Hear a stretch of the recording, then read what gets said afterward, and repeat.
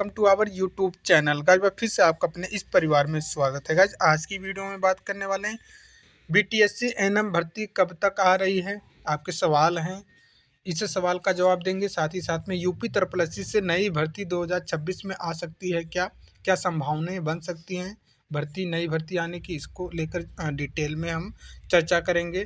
Objections को लेकर 2 दिन से आपने कई सारे मैसेज कर दिए कि सर जैसे कि आयोग का कोई सा भी उत्तर आपको सही नहीं लग रहा है, आपको लग रहा है कि आयोग ने गलत उत्तर दिया है, तो जो लोग ऑब्जेक्शन करेंगे केवल उन्हीं को नंबर मिलेगा या फिर सभी को मिल जाएगा।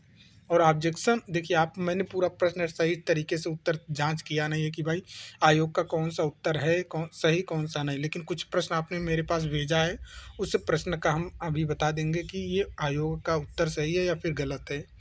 और जो भी संशोधन आंसर की आपको अच्छे से पता है कि एक बार ओरिजिनल आंसर की देते हैं, फिर बाद में फाइनल आंसर की संशोधित करके देते हैं। 2 बार आंसर की आती है और वो फाइनल वाली आंसर की में समय लगता है।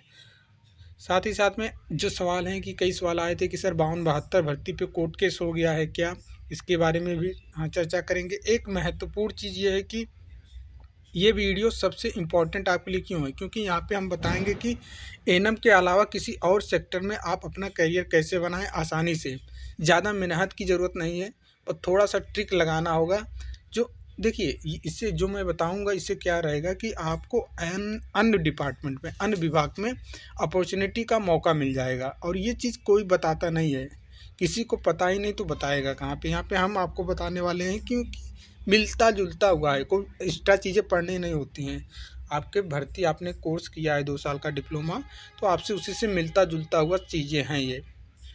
और इस समय खाली समय, अब आपका कोई भर्ती परीक्षा है ही नहीं, ठीक है। यूपी तरपलसी 52-72 का पेपर हो ही गया है और भी कोई भर्ती तो है नहीं जिसका आप इस समय का सही इस्तेमाल यहाँ पे आप कर सकते हैं, ठीक है। इस समय आपको क्या करना चाहिए वही हम बताने वाले हैं कि भाई इस समय आप अगर खाली समय है, थोड़ा सा कुछ दिन अगर इस चीज़ पे मेहनत कर लेते हैं तो आपके लिए आने वाले दिनों में मौके बहुत मिलेंगे, कैरियर आपका अच्छा बन जाएगा। कुछ कैंडिडेट के सवाल भी आ रहे थे, कमेंट भी आ रहे थे कि सर क्लासें स्टार्ट कर दीजिए, पढ़ाना शुरू कर दीजिए। तो देखिए पढ़ाना स्टार्ट कर देंगे हम, परेशान नहीं होना है। अभी आप ये समझ, जैसे हम देखिए आपसे ज़्यादा लेकर हमें आपके भविष्य को लेकर चिंता रहती है। जैसे मुझे लगेगा कि नहीं अब सही समय है आपको क्लास देने का, तो हम स्टार्ट कर देंगे, उसके लिए आप परेशान न रहें। बीटीएससी एएनएम भर्ती कब तक आ रही है आपको अच्छे से पता है। ग्रुप में मैंने 2 फरवरी को मैसेज ड्रॉप किया था, 3 फरवरी को, 2 फरवरी को हम गए थे, ठीक है। कहाँ पे, पटना में गए थे, कुछ काम था और वहाँ पे 2 दिन रुके हुए थे। और पटना के जितने टीचर हैं, गुरुजन हैं, चाहे वो छोटा हों या बड़ों हों, उन लोगों से मुलाकात भी करना था। मुलाकात करके आए हैं। तो आपके बीटीएससी ऑफिस में भी गए थे, वो मैंने भेजा भी था आपको ग्रुप में लिंक, लाइव लोकेशन भेजा था कि देख लो, हम हैं अभी पटना में। तो आपके भर्ती के संदर्भ में भी बात करके आए हैं कि बीटीएससी एएनएम भर्ती कब तक आ रही। तो यहीं से हम क्लियर कर दे रहे हैं कि बीटीएससी एएनएम भर्ती अभी आपको देखने को नहीं मिलेगा 2-3 महीना। अप्रैल में, लास्ट अप्रैल से कुछ इसकी पॉसिबिलिटी है अपडेट निकल के आने का ऑफिशियली, क्योंकि उन्होंने बोला है कि बीटीएससी एएनएम में भर्ती खाली देखिए जो बिहार स्वास्थ्य विभाग है इसमें से भर्ती तो थी एएनएम की, बट अभी इन्होंने संविदा का भर्ती दे दिया है 5000। तो उन सभी की नियुक्ति होने के बाद ही फिर से वैकेंसी का पूरा ये लोग तैयार करेंगे, संशोधन करेंगे कहाँ पे कितने पद रिक्त हैं, तो उसके बाद ही ये भर्ती को लेकर कुछ चीज़ें हो सकती हैं। तो अब ये 2-3 महीना तो अभी नहीं, आप मानकर चल सकते हैं कि 2-3 महीना तो नहीं आने वाली है, ठीक है। बीटीएससी एएनएम भर्ती अप्रैल के बाद ही अपडेट मिलेगा ऑफिशियली तरीके से। अब हम बात करेंगे यूपी तरपलसी एएनएम से नई भर्ती 2026 में आ सकती है या फिर नहीं आ सकती है। देखिए गाइज, मैंने कई बार बोला है कि बैठकर किसी भी चीज़ को इंतज़ार करने से नहीं मिलता, उसके लिए लड़ना पड़ता है। ज़माना कुछ और चल रहा है, पहले ज़माना कुछ और था। इसी 52-72 भर्ती को लेकर आप सोच रहे होंगे कि बहुत ही आसानी से भर्ती हमको मिल गई है, बट जो लोग पुराने से जुड़े हुए हैं उनको अच्छे से पता है इसी 52-72 भर्ती को लेकर कितने प्रयास किए गए। हर एक संभवतः जितने हो सकते थे उस स्तर तक हम लोगों ने प्रयास किया था, चाहे वो ट्विटर कैंपेनिंग का काम हो, चाहे वो ज्ञापन वाला कार्यक्रम हो, चाहे लखनऊ फिजिकली रूप से चलकर वहाँ पे चीज़ें बात करनी हो, तो हर संभवतः अपने स्तर से प्रयास किया गया था। और एक बार नहीं कई बार किया गया था, तब जाके ये भर्ती ये लोग रिलीज़ किए थे 52-72 पदों पे। और देखिए ये प्रयास मैंने आपको बताया ना कि आप लोगों को पता नहीं था, आप लोग जुड़े भी नहीं थे। उस समय बहुत ही कम लोग एएनएम की जुड़ी हुई थी, जिस समय हम लोग मिलकर ये प्रयास कर रहे थे नई भर्ती को निकलवाने को लेकर। तो ये मार्च से स्टार्ट किए थे प्रयास, मार्च से स्टार्ट किए थे प्रयास, और हर एक महीने में किया जाता था, 1 बार 2 बार, तब जाकर देखिए। और जब ये प्रयास हम कर रहे थे उसी समय आपको हम बताए थे कि देखिए यूपी में एएनएम के पद खाली हैं, 5,000 से ज़्यादा नहीं खाली हैं। भर्ती जब भी आएगी तो 5,000 ही निकल के आएगी, इससे ज़्यादा नहीं देखने को मिलने वाला है। कई जगह पे बताया जा रहा था 10,000 15,000 एएनएम की बहाली यूपी में। तो वहाँ पे मैं मार्च के महीने से ही आपको ये चीज़ें बोल के चल रहा था कि 5,000 से भर्ती नहीं आएगी, और भी तब आएगी जब हम लोग लगातार इस तरीके से प्रयास अपना करते रहेंगे, तब आएगी। अब उस समय ऐसा नहीं है कि मुझे व्यूज़ की ज़रूरत थी या फिर और भी चीज़ों की ज़रूरत थी, बट मुझे चिंता थी कि भाई प्रयास नहीं होगा तो भर्ती नहीं निकल के आएगी जल्दी। अच्छे खासे व्यूज़ भी आ रहे थे, ऐसा नहीं है कि व्यूज़ नहीं आ रहे थे या फिर मुझे व्यूज़ की कमी थी, तो बहुत सारे व्यूज़ आ रहे थे। और उसी समय मैंने 17,000 रिजल्ट को लेकर भी काम किया था। 17,000 जैसे रिजल्ट सब ने हार मान लिया था कि अब नहीं भर्ती तो गई हाथ से, अब रिजल्ट नहीं मिलने वाला है। तो उसी समय दोनों प्रयास जो हो रहे थे साथ में पैरेलल में चल रहे थे, यूपी त्रिपल एएनएम नई रिक्त को लेकर और एनएचएम 17,000 रिजल्ट ज्वाइनिंग को लेकर। बीच बीच में लगातार प्रयास इतने होते थे कि जैसे कि देखिए फिर जुलाई के महीने में, फिर अगस्त के महीने में, फिर सितंबर के महीने में लास्ट जो प्रयास था अपना, लास्ट प्रयास हम लोगों का आई थिंक 10 से लेके 12 अक्टूबर को जो हम लोगों ने लास्ट अंतिम प्रयास किया था 52-72 भर्ती को लेकर, 10 से लेके 12 अक्टूबर को किया था। और भर्ती रिलीज कर दी गई थी 14 अक्टूबर को, और ये 10 से 12 अक्टूबर में सीएम जी खुद मिल लिए थे, तो जिसके कारण ये भर्ती हम लोगों को 14 अक्टूबर को देखने को मिल गई थी। ये 10-12 अक्टूबर को नवमी के दिन, ठीक है, नवमी 2024 में जब नवमी थी 10 से 12 अक्टूबर को सीएम जी आए थे, तो वहाँ पे मुलाकात हुआ था, तो भर्ती रिलीज़ कर दिया गया था 14 अक्टूबर को। तो ये लगातार प्रयास होते रहे तब जाकर भर्ती देखने को मिली थी। कहने का मतलब क्या है कि 52-72 भर्ती के बाद नई भर्ती देखने को मिल सकता है, क्योंकि चुनाव है 27 में, अच्छे से आपको पता है, बट इसके लिए प्रयास आप लगातार करेंगे तो। अभी इस भर्ती का मैंने आपको ग्रुप में भी इन्फॉर्म किया था कि जुलाई के महीने में, जून के बाद, जून से हम लोगों का स्टार्ट होगा नई भर्ती को लेकर। नई भर्ती को लेकर प्रयास हम लोग शुरू करेंगे, और इस बार भर्ती आनी चाहिए, कम से कम 10,000 तो आनी ही चाहिए। 10,000 से कम भर्ती हमें नहीं चाहिए, क्योंकि एनएचएम में हर 2 साल पे भर्ती देने का प्रावधान था। एएनएम की भी, स्टाफ नर्स के, फार्मासिस्ट के हर 2 साल पे भर्तियाँ आती थी एनएचएम की तरफ से। बट इन्होंने इस बार क्या काम किया है, एनएचएम की तरफ से कोई भर्ती नहीं दिया है, ठीक है, एनएचएम की तरफ से कोई भर्ती नहीं दिया है, और ना ही भविष्य में आने की पॉसिबिलिटी बन रही है एनएचएम से। जब भी भर्ती आएगी तो परमानेंट आएगी, तो 10,000 आनी चाहिए, और ये संभवतः प्रयास जो अपने स्तर से हो सकता है वो हम लोग करेंगे, अभी नहीं, जून जुलाई से, ताकि ये जून जुलाई तक जो 52-72 का है इनका भी डीवी वगैरह फाइनल हो जाए, बस ज्वाइनिंग रह जाए। और देखिए 52-72 को ज्वाइनिंग को लेकर मैंने बताया कि अक्टूबर नवंबर में ही आपके 52-72 की ज्वाइनिंग की पॉसिबिलिटी है, ठीक है। तो सब चीज़ें हम आपको बताएंगे, बस आप लोगों को जब भी हम बोलेंगे, जिस तरीके से बोलेंगे उस तरीके से आपको प्रयास करना पड़ेगा हमारे साथ, तभी नई भर्ती देखने को मिलेगा। जल्दी बैठ कर इंतज़ार करेंगे फिर भाई भर्ती इतनी आसानी से नहीं मिल जाती है। हर एक चीज़ के लिए, अपने हक के लिए लड़ना पड़ता है, मांगना पड़ता है। अब बात करते हैं ऑब्जेक्शन में। तो अभी मैंने क्या बोल दिया, देखिए भैया, नई भर्ती की पॉसिबिलिटी बन सकती है, नई भर्ती की पॉसिबिलिटी बन सकती है एंड में। अगर आप जून से स्टार्ट करते हो प्रयास, जून जुलाई अगस्त सितंबर, तो अक्टूबर तक भर्ती देखने को मिल जाएगा। लगातार बैक टू बैक ज्ञापन, बैक टू बैक ट्विटर, जो भी हो सकता है, लगातार हर महीने में 1 बार 2 बार 3 बार ये करते रहेंगे तो हो सकता है की भर्ती आ जाए। वैसे प्रस्तावित नहीं है 2000, ये जो अभी का पेट हुआ है 2025 के पेट से भर्ती प्रस्तावित तो नहीं है, बट आप ज़्यादा अगर इस भर्ती का डॉक्यूमेंट वेरिफिकेशन हो जाता है, ज्वाइनिंग भी हो जाता है, आप ज़्यादा प्रेशर या फिर दबाव क्रिएट करने का काम करेंगे तो हो सकता है भर्ती रिलीज़ कर दिया जाए, चुनाव के मुद्दे को देखते हुए, ठीक है। इसलिए हम बोल रहे हैं कि प्रयास जब करेंगे तो वहाँ पे आपको साथ देना पड़ेगा हमारा।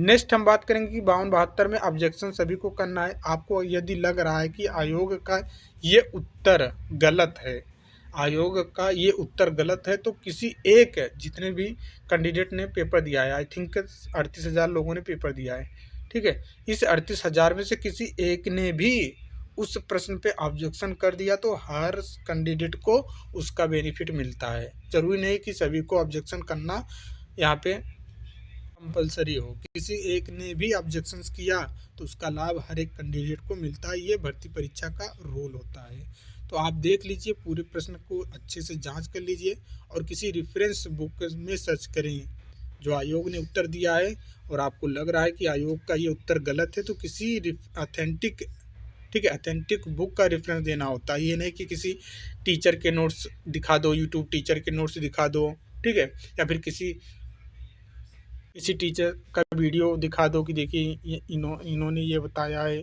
तो ये होगा। तो ऐसे रेफरेंस नहीं देना होता है। ऑथेंटिक बुक जैसे कि आपके एकेडमिक के समय में जो बुकें चलती हैं अभी, जैसे मॉड्यूल है, हालांकि मॉड्यूल में इस तरीके से इस लेवल के पढ़ाया नहीं गया है, ना ही बताया गया है, ना उसमें लिखा गया है, तो वहाँ पे मिलेगा नहीं आपको। और भी बुक को आपको देखना पड़ेगा, ऑथेंटिक जो बुक है उसका रेफरेंस देखकर आपको सबमिट करना पड़ेगा, तब जाके। नहीं तो ऐसे आप डायरेक्टली बोल दोगे अपने मुंह से कि इसका उत्तर ये होना चाहिए, या फिर गूगल का स्क्रीनशॉट दिखा के भेज दोगे, तो वहाँ पे नहीं वैलिड रहता है, ठीक है। सही तरीके से जांच होता है, किसी रेफरेंस बुक का अगर आप देते हैं तभी मान्य होता है आपका ऑब्जेक्शंस। प्रकार से बोल सकते हो कि प्रूफ उनको दिखाना पड़ता है, ऑथेंटिक बुक का प्रूफ दिखाना पड़ता है कि देखिए इस बुक में ये चीज़ें लिखा गया है, बट आपने ये चीज़ें, इस चीज़ को लेकर ये उत्तर माना है, ये चीज़ दिखाना पड़ता है आयोग को, तब ऑब्जेक्शंस वैलिड रहते हैं। अदरवाइज आपका पैसा बर्बाद हो जाता है, फिर कोई वैल्यू नहीं। और उस मैंने आपको जो आपके अभी प्रश्न वायरल हो रहे हैं कि लेटते समय सांस लेने में कठिनाई, ये चीज़ मैंने बताया कि भैया ये आयोग का उत्तर सही है, और जो मैंने आंसर की दिया था उसमें भी सही है। ये वही प्रश्न है, जैसे कि देखिए यहाँ पे लेटते समय सांस लेने में कठिनाई को क्या कहते हैं। प्रश्न को ध्यान से पढ़ना होता है, ठीक है। प्रश्न पूछा गया है कि लेटते समय सांस लेने में कठिनाई, मतलब कोई पेशेंट है, मरीज है, जब भी वो लेटता है, कोई मरीज है, ठीक है, मरीज है, सपोज दैट कोई मरीज है, एक्स नाम का कोई मरीज है, ये जब भी लेटता है, ठीक है, जब भी लेटता है भैया, जब भी लेटता है ये, तो इसको सांस लेने में समस्या होती है, कठिनाई होती है। तो इसी चीज़ को क्या बोलते हैं, इसी चीज़ को क्या बोलते हैं, वो लोग डिस्पेनिया। भैया ये नहीं होता है लेटते समय, ये नहीं होता है, ठीक है। यहाँ पे जो इसका उत्तर होगा वो ऑप्शन में दिया ही नहीं गया है, तो इसलिए ऑप्शन नंबर ई सही हो जाएगा, उपयुक्त में से कोई नहीं। जो मैंने आंसर की दिया है वहाँ पे भी ई ही मैंने माना है, ई ही वैलिड किया है, आयोग ने भी ई ही उत्तर दिया है भैया।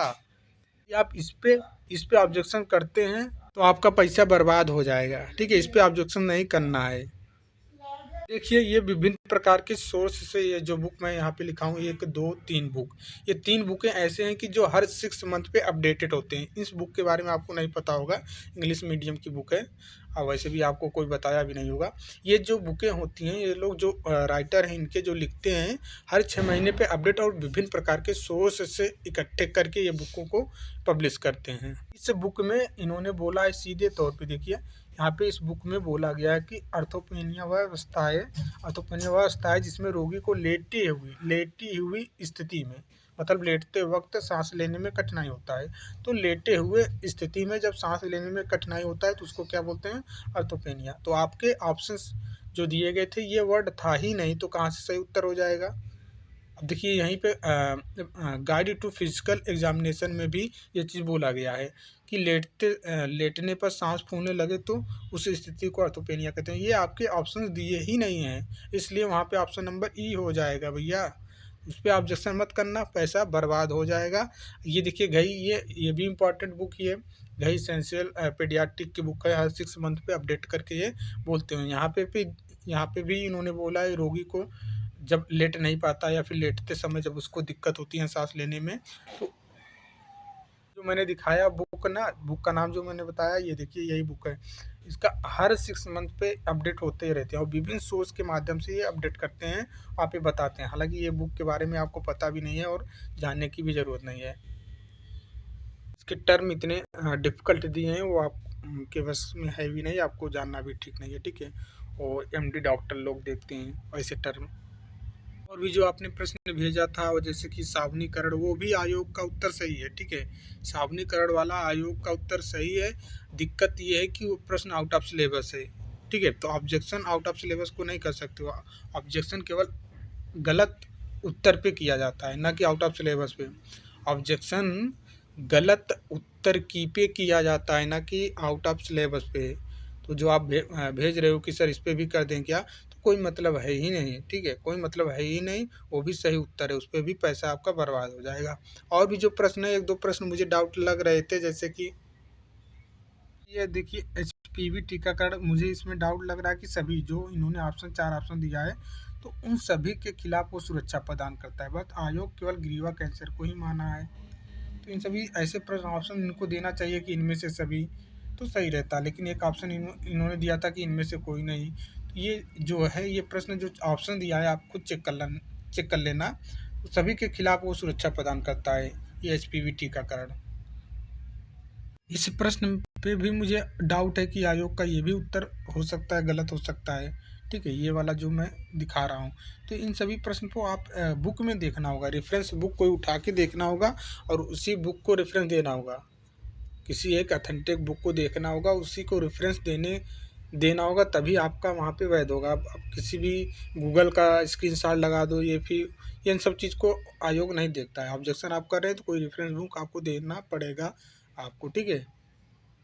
ये भी मुझे लग रहा है। अब फिलहाल बुक में देख लेना। अब हम उस चीज़ को व्यस्त हैं तो देख नहीं सकते, नहीं तो आपको हम बता भी देते कि। और किसी प्रश्न में तो मुझे नहीं लग रहा है कि ऑब्जेक्शन की ज़रूरत है।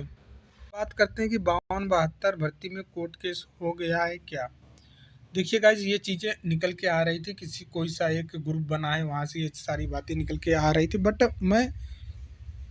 मुझे अभी ऐसी कोई इन्फॉर्मेशन नहीं है कि हम इस पे स्पष्टीकरण दे पाएँ, कि स्पष्ट तरीके से बता पाएँ कि कोर्ट केस हो गया है या फिर नहीं हो गया है। अभी इसकी जानकारी मेरे पास नहीं है, ठीक है?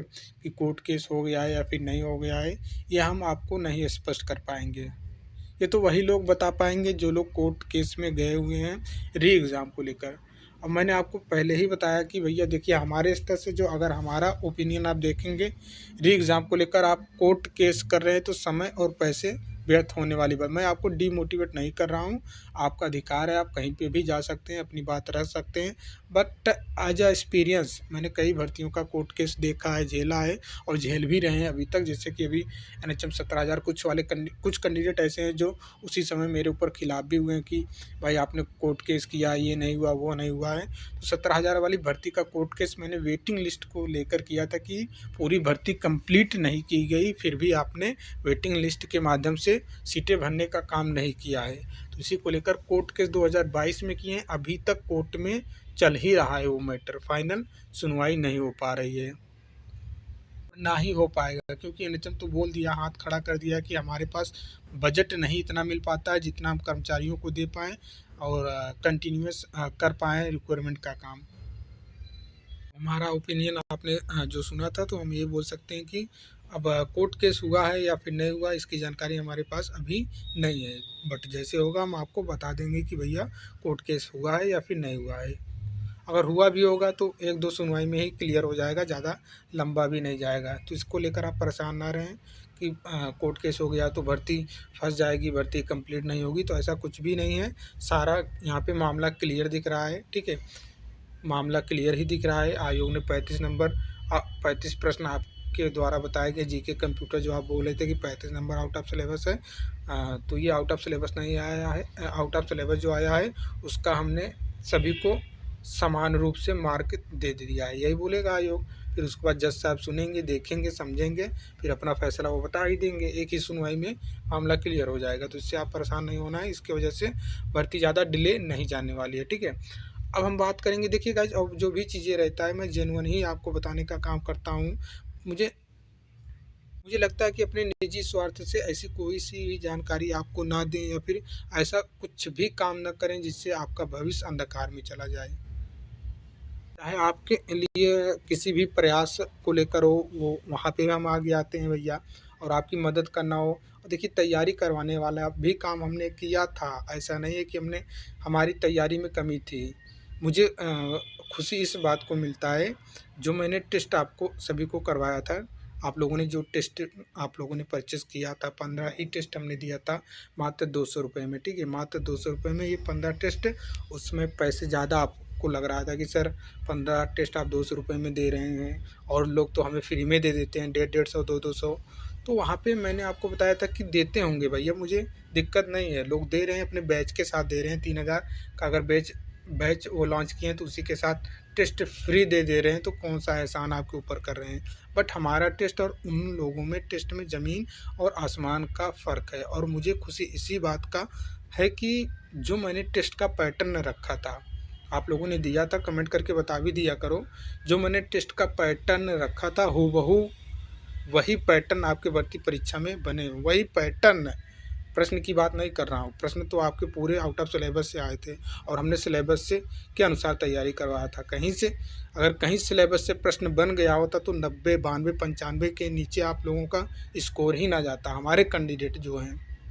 क्योंकि एक भी चीज़ें हमने छोड़ा नहीं था, चाहे वो अपडेट के साथ बताया था, हर एक पॉइंट को मैंने बताया था, एक भी चीज़ों को मिस नहीं किया था। कंप्लीट तैयारी आपकी करवाई थी, लेकिन पूरा 100 प्रश्न जो है ये आउट ऑफ सिलेबस आ गया, तो उसमें हमारी गलती नहीं है। टेस्ट भी मैंने आपको दिया, तो वही पैटर्न पे आपका पेपर बना है। और मैं बार बार, जब से आपकी भर्ती निकल के आ रही थी, जब से टेस्ट ले रहे थे, तभी से मैं चिल्ला चिल्ला के बोल रहा था कि ये जो टेस्ट है इसको हल्के में लेके ना चलें, इसी पैटर्न पर आपको प्रश्न देखने को मिलेंगे। जब एग्ज़ाम हॉल में आप बैठे हुए, प्रश्न आपके सामने मिलेगा पैटर्न, तो आपको लगेगा कि ये कोई नया पैटर्न नहीं है, ये तो हम देख कर आए हुए हैं। और वही कैंडिडेट के साथ भी हुआ है, बिल्कुल नया लगा ही नहीं, बस उनको यही लगा कि प्रश्न आउट ऑफ सिलेबस है। पैटर्न तो पहले से पता था कि 5 ऑप्शंस के प्रश्न आएंगे। सर ने टेस्ट में 5 ऐसे, कम से कम हर एक टेस्ट में कम से कम मैंने 5 प्रश्न ऐसे इंक्लूड किया था जो मिलान वाले थे। अभी जो मिलान वाले प्रश्न आपके भर्ती परीक्षा में पूछे गए हैं, वो मैंने टेस्ट में भी डालता, जो जितने भी टेस्ट थे उन सभी टेस्ट में हमने यही 5 प्रश्न मिलान वाले, और 3 से 4 प्रश्न आपके जैसे कि कथन वाले, 1 भी सही है कथन, 2 भी सही है, 1 और 3 सही है, 2 और 3 सही है, इनमें से कोई नहीं सही, ऐसे 2-3 प्रश्न इंक्लूड करते थे, क्योंकि मुझे पता था कि ये पैटर्न चल रहा है रिसेंटली, और इसी पैटर्न पे आपके भर्ती परीक्षा में बनेंगे। मत आप बोल सकते हो हमारी ख़राब थी भैया, शायद भगवान को ये मंजूर नहीं था कि श्वेत कमल का नाम हाईलाइट हो। अगर कहीं सिलेबस से प्रश्न बन गया होता ना, जिन्होंने सिलेबस दिया था, बात कुछ और होती। आप लोग खुद आके बताते कि सर मज़ा आ गया। जो मैंने स्टेटमेंट आपके सामने दिया था ना कि पेपर दे के आएंगे तो बोलेंगे यही मज़ा आ गया, अगर वो सिलेबस से दिया गया होता ना, तो यही आप बोलते मज़ा आ गया। कोई दिक्कत नहीं है, मौका मुझे मिलते रहेंगे बार बार, और हम अपने स्तर से काम करते रहेंगे, प्रयास करते रहेंगे, जितना हो सकता है हर समय आपके साथ खड़े रहेंगे, परेशान होने की ज़रूरत नहीं है। जो भर्ती परीक्षा आएगा, अब आयोग भूल कर भी ये गलती नहीं दोहराएगा कि आउट ऑफ सिलेबस प्रश्न हम उठा के पूछ लें। अब जब भी भर्ती ये देंगे, कभी भी ये गलती नहीं करेंगे। इनको पता चल गया कि आउट ऑफ सिलेबस देने से क्या हो सकता है। ये हम लोगों ने 16 जनवरी को इनको बता दिया था, लखनऊ चलकर। तो ये सभी चीज़ें बातें हो गई हैं। अब हम बात करेंगे कि एएनएम के अलावा किसी और सेक्टर में अपना करियर कैसे बनाएं। देखिए, आप लोग जो लोग भी इस चीज़ को करना चाहते हैं, मैं पहले बता दे रहा हूँ, एक कोर्स है 7 दिन का कोर्स, और ये कोर्स आपको, अभी मैं उसका नाम नहीं बताऊंगा। जो लोग अगर रुचि रखते हैं भैया, ज़्यादा फीस नहीं लगेगा इसका, ऑनलाइन रजिस्ट्रेशन फीस ही मात्र 1500 रुपये है, ठीक है। बाकी वहाँ पे रहना ही पड़ेगा, 7 दिन आपको रहना पड़ेगा, और 3 राज्यों में ये उपलब्ध है। कहाँ कहाँ पे? दिल्ली में, ठीक है, दिल्ली में, हरियाणा में, राजस्थान में, 3 राज्यों में ये कोर्स करवाए जाते हैं। 7 दिन आपको रहना पड़ेगा। जैसे आप दिल्ली वाला सेंटर लेते हैं, तो दिल्ली में रहना पड़ेगा 7 दिन। ये खुद अकेले से जाके नहीं कर सकते हो, जैसे अपने ग्रुप में 5-6 लोगों का टीम बना लो।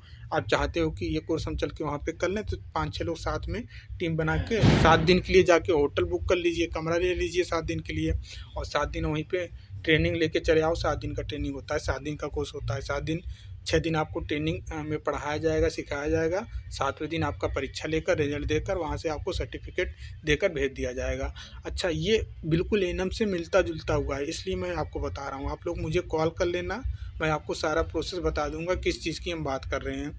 और ये भर्ती आती है, आपको पता ही नहीं चलता है। एम्स में हर, जैसे कि आपको पता है एम्स की वैकेंसी आती है, अब तो साल में 2 बार वैकेंसी एम्स देता है।